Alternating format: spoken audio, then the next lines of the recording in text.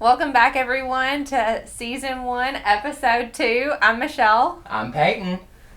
So, today we're doing pet preparedness. So, the entire month of June is Pet Preparedness Month, and we have a lot of tips for you on how to prepare your pet for an emergency or a natural disaster. And as many tornadoes and natural disasters that are happening around this time of year, it's always better to be prepared now. So, first thing that you're going to want to do to prepare your pet for this, you're going to want to make a plan. So, if you already have your plan in place, there's going to be a lot less stress and worry if something actually does happen. So, you're not going to be running around frantically like, oh no, what do I do? So, get your plan. If you do have to evacuate, a lot of shelters and hotels probably aren't going to allow pets. So, knowing what you're going to do beforehand is a smart idea. So, also develop a buddy system with your neighbors, friends, relatives, someone close to your house. So if you are away and something happens, your pet is going to be taken care of. And also make sure they're microchipped and you have your updated information on there. Address, phone number. Also add an emergency contact that's out of the area. So that way if they bring them in, scan it, you can't get a hold of, they can get a hold of somebody else to take care of your pet or get them and they can reach you also. Yes. So Peyton actually already has this one, and I was super impressed. Build a kit for an emergency. He actually brought his kit with us today, so bring that out. Gosh, it's heavy. So, this is Fitzgerald's emergency disaster kit. I've had it since I've had him, so about 3.5 years now. It has all the goodies in it that I would need in a disaster. So, we're going to go through it and do a little unboxing today. I love a good unboxing. So, first things first. If there is a disaster and you got to evacuate, you're not going to have time to prepare your food. So, keep a fresh bag in there at all times. Food can expire, so what I like to do is whenever I run out, I'll still go get a new bag like I need it, but I will take the bag that was in my emergency kit, fill up his like little food container where I keep it with the bag that was in here, and put the new bag in here so it's always fresh and ready to grab. It's always a good idea. Medications, do I need to have that in there? Yeah, so if your pet does take medications, you're going to want to keep some in there as well, but Busy doesn't take any yet. Thank goodness. He might. But, so I don't have any in there. So Belle's Kitty Prozac needs to go in there. Yes, you need to keep some Kitty Prozac in there. She'll probably need it if we have a disaster happen. She would definitely need that Prozac. So, also, I don't have a cat, so I don't have that in here. But if you do, you need to keep some litter and a litter box and all your litter supplies in here as well. Yeah, that's a really good idea. But speaking of medication, you also need a first aid kit. I didn't think of that. This is just a human one, but it Okay. has stuff that could work for a dog too, like some bandage wrap and gauze pads and all that. And Yeah. I have one too, some stuff in here that I can use. Awesome. You're going to want to keep some water as well because you might not have access to any, and your animal's going to get thirsty. That's true. You might get thirsty too. So some of these things you can share with your pet. Yes. You're going to want to keep several days. I just have a gallon because I didn't want to carry a couple gallons of water with me. So. Could be very heavy. Yeah, it's already heavy as it is. So, you're also going to want to keep food and water bowls. So, you can put your food and water in there and they Right. can still drink and eat. There we go. You're also going to want to have some familiar items because you're evacuating, moving around. They're going to be stressed a little bit. So, my dog loves toys and chew stuff. He chews through them. So, same thing with the food. When he breaks one, I'll take some out of here and give him and replace them. Like this one, it's still wrapped. It still has the wrapper on it. He hasn't got to it yet. You're going to want to keep an extra leash and harness in there as well in case like, they get loose or lose it or it breaks. So Smart. I have a collar. It has his air tag and his name tag on it, so I keep that in there. I love the air tag. Oh, I do too. It comes very handy. Yeah. And then just a little ID tag has my phone number on it and his name. Also have a harness. He's actually outgrown this one, so I need to replace that. You're also going to want to keep some grooming items in here. Just you never know what you'll get into. Yeah, Ready.gov actually recommends to keep like actual shampoo in here, but if you're in a disaster, you're not probably going to have access to water. So right. I really like shampoo wipes. Oh, I love shampoo. Yes, I love those. And this scent, oh my gosh, I love it. Smell that. I love those. It smells so good on little Fitzgerald. Also keep a little brush. Yeah. Just get some loose hair. He actually loves this brush. Like I'll brush him and he's just like, so that kind of calms him down a little bit. Yeah.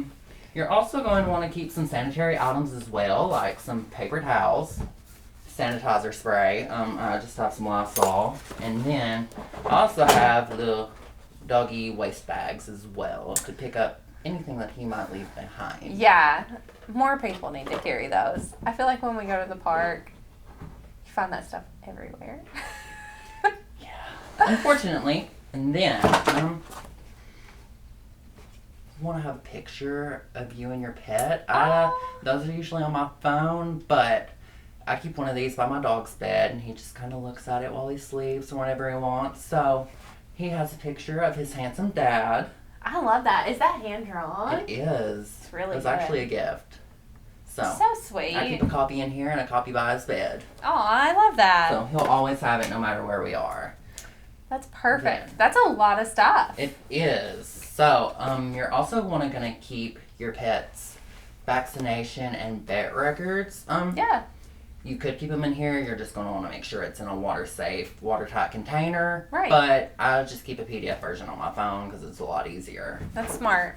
That's smart. Oh, you're also going to want to, bring your crate with you for your animal. I didn't feel like bringing a crate just because I already brought that big tub. So, I do have one, though. I promise. Especially if they're crate chained or, like in my situation, having a cat. Cats don't like to be in vehicles, or at least my cats don't. They hate to be in the vehicle or to be in unfamiliar places. So they're more than likely going to hide. So it just kind of makes it hard to wrangle them in if I don't have a carrier. Yeah, I bet. Oh, and they're fast too, so they're gonna be hard to catch. Yes, yes. Smoke is like. He'll leave his trail of smoke behind him. Yes, 100%. He is so fast. Have you seen those TikToks where they are doing parkour? That is 100% smoke everywhere. But he actually likes to be in the carrier, which is funny. Interesting. He loves it. You bring it out and he just crawls right in there. Well, it's like a safe space for him, I guess. I guess. He likes small places. So what's next? So, if there is a disaster that you have, if you have to stay in place, go ahead and identify what area of your house you're gonna stay in. Go ahead and keep your emergency pet kit in there. You should probably have one for yourself too, but this is for pet preparedness, so keep the pet stuff in there so you're always prepared. Think about your pets. Find an area where you all can go. In the chance that you do have to evacuate, a lot of people think that their pet is going to be safer or more comfortable at home, but what if, you have to go, you're going to be gone for days. Oh, gosh. And your animal's going to be home alone, not a constant supply of food and water, so it's just going to be there by itself, and it's not going to end well. No, not at all. So I can't imagine. The last tornado that we had come through here, or I guess tornado warning, I remember getting in the bathtub, having 2 cats, me and my husband, all piled in a small bathtub, but we were safe. So it was nice to be able to shelter at home, that's for sure. Yeah.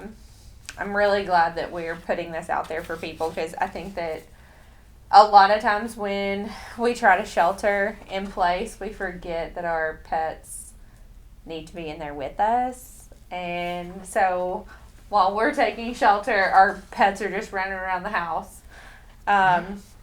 Be sure and stay informed, because that I feel like is a big thing with not just pets, but with humans as well.